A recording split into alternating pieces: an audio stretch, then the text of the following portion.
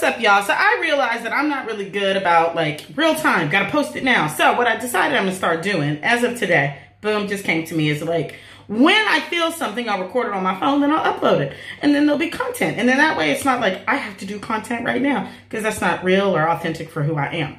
But let me tell you what, I wasn't going to say nothing. But then I just went over there and scrolled through MJ Harris Speaks on Instagram. And I enjoy him. He's fun. He talk real fast. And he always got something real inspirational to tell you. And I like him. I dig him. But he had two words today. That were so on point that I was like, I gotta share that. And for the people, for my friends and folks who don't follow him, but you should follow this, you know, gay black man giving you sermons for your life. But if you don't follow him, I'm gonna pass it on. And I got a little addition I want to add to it, right? Because I was like, oh, I see how that connects to some other stuff. So two things he said today that I was like, word, sermon, preach. The first one was, he was talking about the need to block and delete sometimes. And he said, in response to people who act like they got problems with who you are, is nobody told you you had to sit in the audience of my life. And I said, amen.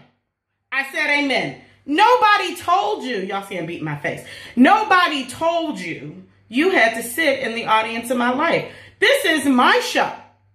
And, you know, occasionally I give out free studio audience tickets, but you have to choose those. And if you don't want to be in the audience of my life, don't take the tickets, pumpkin.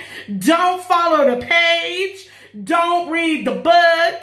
Don't look at the picture. Ignore the post. Don't come by the house. There are options. There are options that will help you not be in the studio audience of anybody's life that you don't want to be in. And if we think about it that way, that allows us to get out of all kind of people's business. All of my business belongs to me. We can get out of all kind of people's business by just being like, oh, I don't have to be in the audience of their life. And then I set myself out and it creates some space. So that was one thing he said that was a whole ass word. The second thing he said that was a whole ass word, like boom, because it immediately made me think of some other stuff, is he said, you can only tolerate people treating you at the level in which you treat yourself. And let me say that again. You can only tolerate, like your spirit will only allow you to allow people to treat you at a level that is commensurate with how you treat yourself. And so it's different than this thing that goes around. It's like people can't love you if you don't love yourself, and you know, you can't love anybody else. No.